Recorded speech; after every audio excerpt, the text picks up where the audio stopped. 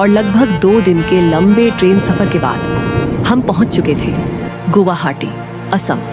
सच कहूं, ये सिर्फ एक नया शहर नहीं था, ये एक नई शुरुआत थी।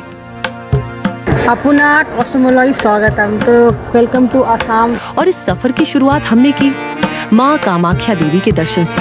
कहते हैं नॉर्थ ईस्ट की यात्रा तब तक पूरी नहीं मानी जाती जब तक माँ कामाख्या का आशीर्वाद न मिल जाए। तो गुड मॉर्निंग दोस्तों, आज है एक नया दिन and we are going to explore so many places, जिसमें से एक है कामाख्या टेम्पल। यहाँ पहुँचना काफी आसान है। गुवाहाटी शहर से आप सीधे ऑटो या रैपिडो लेकर मंदिर के गेट तक पहुँच सकते हैं और माँ के दर्शन की खूबसूरत शुरुआत यहीं से हो जाती है। नीलाचल पहाड़ी पर स्थित यह मंदिर सिर्फ असम ही नहीं बल्कि पूरे भारत के सबसे पवित्र शक्ति पीठों में से एक माना जाता है।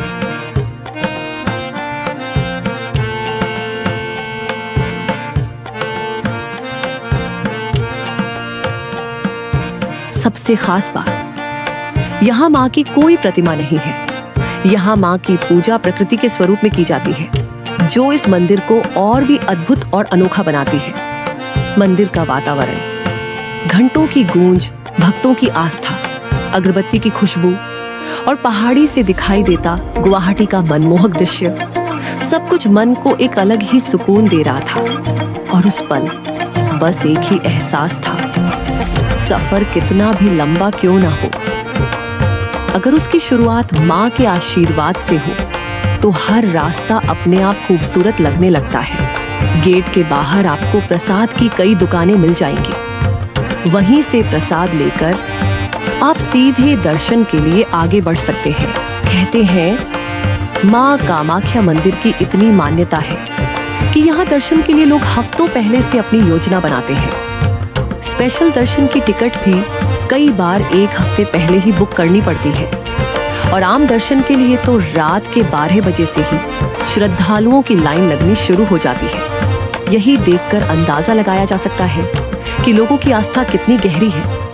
हम भी पूरी कोशिश के बाद उस दिन माँ के दर्शन नहीं कर पाए, लेकिन सच कहूँ, वहाँ मौजूद हजारों श्रद्धालुओं की श्रद्धा, धैर्य और विश्वास देखकर मन भर आया। कभी कभी सिर्फ मंदिर के भीतर पहुँचना ही दर्शन नहीं होता, उस जगह की ऊर्जा और लोगों की भक्ति को महसूस करना भी अपने आप में एक अनुभव होता है।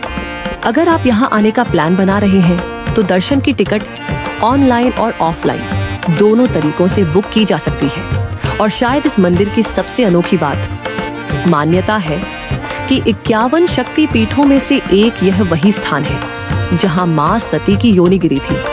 इसी कारण यहाँ किसी मूर्ति की नहीं बल्कि माँ के शक्ति स्वरूप की पूजा की जाती है।